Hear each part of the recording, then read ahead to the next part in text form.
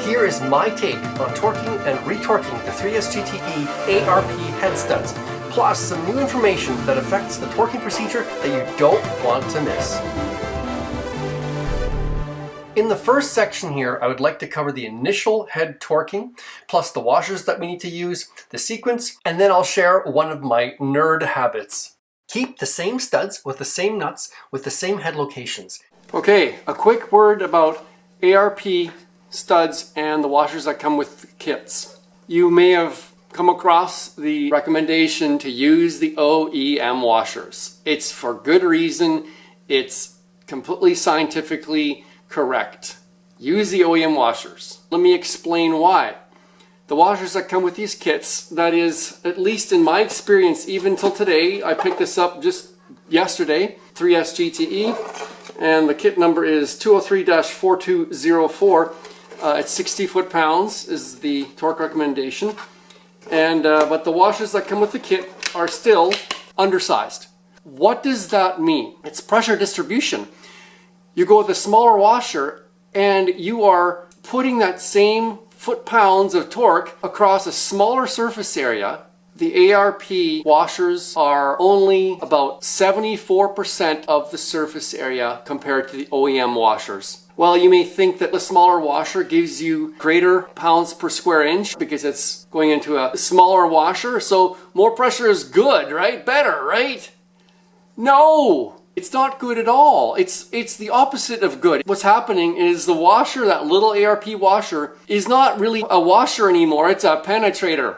It is penetrating into your head, and it'll do it guaranteed. It'll cut in and you'll see a raised area outside that ARP washer and even inside that ARP washer, because both the inside is bigger and the outside is smaller compared to the OEM.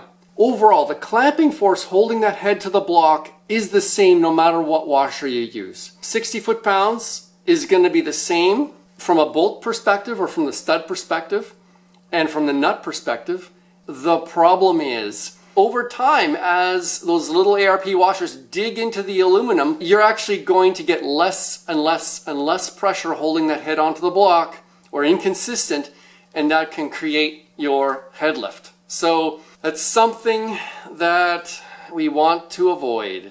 There's nothing to be gained by using the ARP washer. Nothing. It's going to damage your head. So I put together a picture for you with some of the math. I didn't do all of the math for you, but the results are simply pretty straightforward area of circle calculations. And then you can simply use a pressure calculator that tells you what happens to torque if you are applying it to a larger or smaller surface area, in this case, the washer. Now, it is entirely possible that ARP has updated these washers. Just measure them when you get your kit. Follow the spec sheet that came with the studs. There's different ones from 60 foot-pounds to 65 foot-pounds to 80 foot-pounds. The spec sheet that came with my set of studs specifies 60 foot-pounds. Follow the ARP torquing guidelines, incrementally working your way up in equal stages to the final torque spec. We want to follow the OEM recommended sequence 1, 2, 3, 4, 5, 6, 7, 8, 9, 10. Okay, I'm going to show you guys one of my analisms. Certainly not the first, and I guarantee not the last. The way that I think about it is, if you're doing a pass when you're at 60 finally, and any one of the head studs and or the nuts move significantly with the torque wrench, it's going to affect all the others. So I like to do 2 clean passes of not a lot of momentum on that torque wrench, just easing into it, and if you get 2 clean passes where none of them move, then you're good. There should be nothing wrong with doing that because it takes force to overcome that friction. So if they're at 60, truly at 60, you shouldn't be able to overcome that by easing into it because you've got friction working against you as well. If they're moving, you still need to tighten them. So quite often I do a pass and number 3 moves, for example. So I do the second pass. That's interesting. 9 and 10 moved. Well, why would they say? Well, it's because they're all still affecting each other. So sometimes I'll do a clean pass. I do a second pass, and what do you know? Number 1 moves. It's like, whoa, okay, where did that come from? Guess what? You do another pass. Well, 5 and 6 decide to move. Okay, we're all still just at 60. We haven't changed anything. So I like to do it until none of them move for 2 clean passes at 60.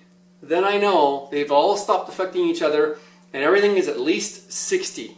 You can't over tighten something by being at 60 unless there's something wrong with your torque wrench by clicking at it more than once when it's at its set point. So yes, of course, there is some percentage error in every torque wrench. So that means every time you torque something, it could be plus or minus a few pounds. But guess what? By going over the entire sequence more than once, and some of them still move, you tend to nudge the nuts that are slightly under, or in the minus part of the plus-minus error range, into the on-spec or slightly over-spec range, meaning they will all be closer together as far as pressure difference. That is preferable. That's my anal thing. A quick word from our sponsor, Baby Takes. Okay, car stuff is boy stuff and it's stupid. And he's wrenching something on the thing there, and he's putting the nuts in the bolt, and then he's gonna put it in the thing, and then the car's maybe gonna go on the road. And then when he drives it once, he's gonna come back in, put it in the garage and take it all apart. Yeah, thank you, Baby Takes. So, the head is torqued down to 60 foot-pounds for all the studs. Next, we are going to do the ARP 5 times torque method. Keep the same studs with the same nuts with the same head locations. Once you have done the 5 times torque method on a particular nut, stud, and location, you do not need to do it again, unless one of those 3 things change. If you mix them up, do your initial torque sequence to full spec all around, then the 5 times torque procedure on all studs and nuts involved. We've gotten emails and messages directly from ARP on this. They suggest to do that 5-time torquing of the nut sequence. So you start one at a time. Number 1, for example, you loosen it off, and then you're supposed to tighten it to full torque spec. Loosen it, tighten it to full torque spec, repeat, etc. 5 times. What we're trying to do with that 5-time torquing sequence on the nut is we're trying to polish that range of threads that the nut is sitting at. We're trying to polish that for both the nut and for the stud. Guys are finding that, oh, the stud is not bottomed out anymore. Well, I discovered something that explains that and that we need to be careful of when we do the retorquing procedure. So I start with number 1, back that nut off, and just for curiosity's sake, I check the stud. Well, what do I find? It's not bottomed out anymore. Remember, I just completed the initial torque sequence and haven't run the engine at all. In fact, it was a turn, maybe 2 turns away from the bottom. How could that possibly happen? Well, it's happening when we're loosening the nut. And we have no way of locking that 4mm hex in the top while we're loosening it because we've got a deep socket or whatever over top of it. So it doesn't mean that the stud is coming loose from the bottom somehow while we're running the engine for 500 kilometers. It could very well be happening just as we're loosening that nut. Now, is it possible for the stud by itself to loosen from the block while the nut remains unmoved due to all that crazy driving you are doing? Yes, perhaps. However, remember that if the nut hasn't moved, it means that the clamping force hasn't changed due to the stud movement, but rather it is due to something else, like the head gasket compressing or things simply settling in during the break-in. What we are concerned about is if either the nut moves or the stud and the nut move together for whatever reason, and or the clamping force is reduced due to settling and head gasket compression, or for some other reason. What that means is that when we do that 5 times, and you could have backed that stud out up to 5 revolutions or more by the time that you finish the torquing sequence. That's the last thing that we want. If the stud keeps backing out, we're not polishing the same thread range, we're polishing a shifting thread range. Does that make sense? And of course, it also means that there are fewer threads from the stud grabbing into the block, increasing the possibility that the stud could pull out. Okay, so every single time you loosen an ARP nut, you have to also check that stud for hand tight. There are good reasons why we don't crank the stud into the block with any great pressure. It involves cross stresses and can actually reduce the friction we are counting on once the nut is torqued. And trust me, the explanation involves an unpalatable amount of nerdism, even for me. But in short, we get the desirable frictional clamping combination that holds the best when the thread stress is in one direction, which is towards the nut. Just to recap, loosen that nut, tighten the stud again, just hand tight into the block, then do the nut again to full torque spec, and you repeat that 5 times. Okay? Just to prove and demonstrate exactly what I'm talking about, we are going to complete the full 5 times torque sequence on the first ARP nut right now. Everything has been torqued as per ARP recommendation, in this case 60 foot-pounds, in the OEM specified pattern. Now, the first thing we do is we're going to loosen off, starting with number 1, loosen it off to the point that it's turning easily, like that.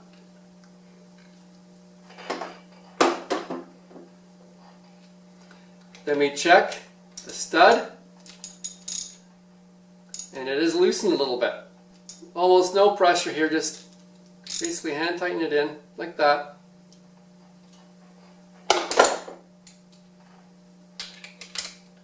And then we tighten the nut to 60 foot-pounds.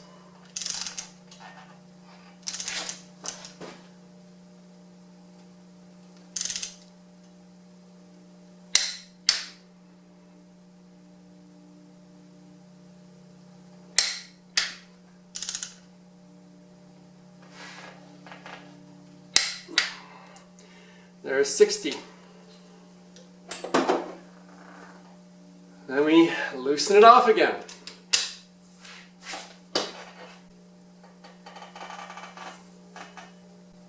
To the point that the nut is loose. We check the stud. What do you know? More than half a turn. Just hand tighten it like that.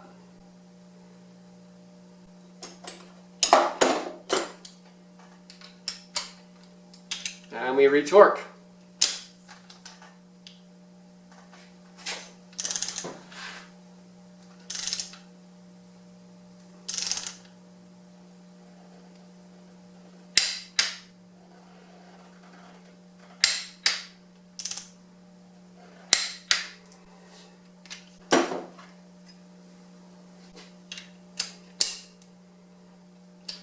And we loosen.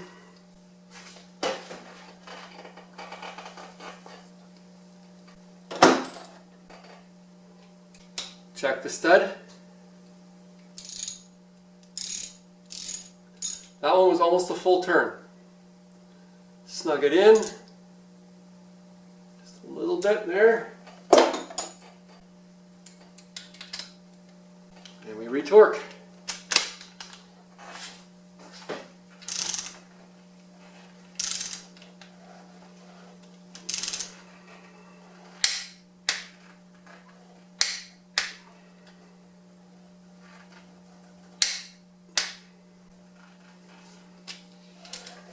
Loosen.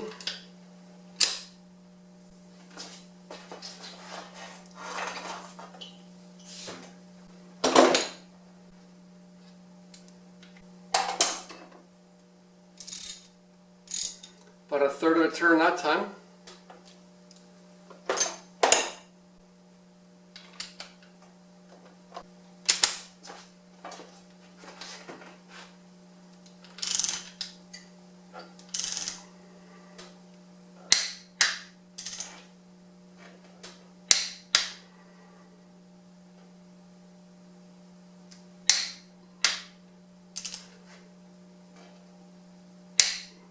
I like to ease into my torque wrench.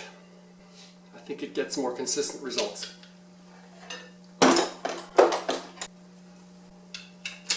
Last one.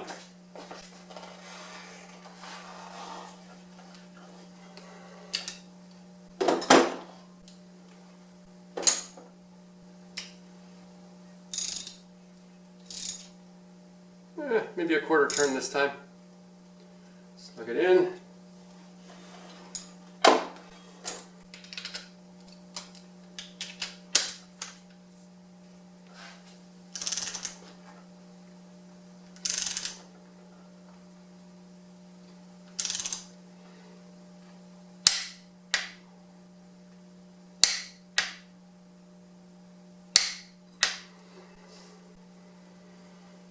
Should be it. So again, this whole thread polishing sequence, we just want to keep that stud bottomed out each time so that we're in the correct thread range for that nut, so that we're polishing the same range 5 times each time. On to the next one. Have fun.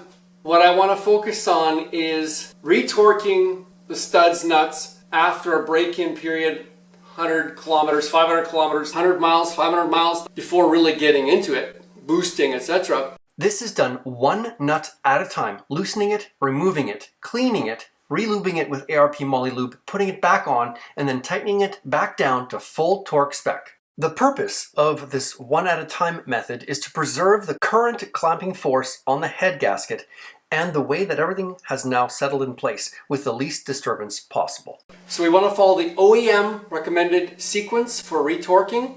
1, 2, 3, 4, 5, 6, 7, 8, 9, 10. Now, some ARP recommendations are out there that don't fully loosen off that nut. Some of them are saying just back it off by a quarter turn or half a turn and then pulling it back to full torque spec immediately. I suspect that even with that half turn or quarter turn, that's the most likely point at which maybe that stud is actually moving with the nut. So anytime you loosen an ARP nut, you have to check that stud for hand tight into the block. And in order to do that, we probably have to loosen that nut off more than just a half a turn. We have to loosen it to the point that it's basically off.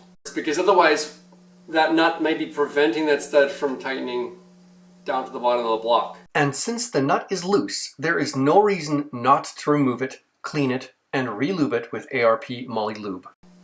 Does that make sense? That just means it's an extra step in our retorquing sequence. After completing this one at a time retorque sequence, guess what? I like to do 2 clean passes to check them all in order, just like I did with the initial torque sequence in section 1. This eliminates any effects they may have had on each other. Betcha one of them moves. Some people have successfully swapped out the entire set of studs using this one at a time method to upgrade, for example, since each stud and nut are loose anyway. I've not yet tried this myself. I don't see why it wouldn't work, but I'd recommend then right away to go back to what was demonstrated earlier in this video and doing the 5 times torque sequence on each one, then a follow-up 500 miles later for the retorque like we just did. So you have to hand tight that stud into the block every time that you loosen a nut. I know, I sound like a parrot. I know, it's just repetitive. Guess what? That's life. In my experience, if a stud is going to fail, it is during the torquing procedure. I only replace the stud that has failed, not all of them. I am still under 30 pounds of boost. Once we go over that, it's time to consider some L19 studs. The latest being offered from ARP aren't actually L19 studs anymore, since those require some special instructions like having to wear clean gloves so as not to contaminate them.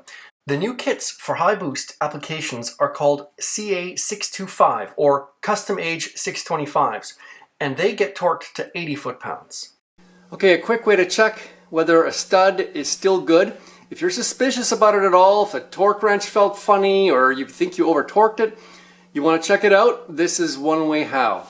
When you get that stud out, spin the nut back all the way. It should spin smoothly right through.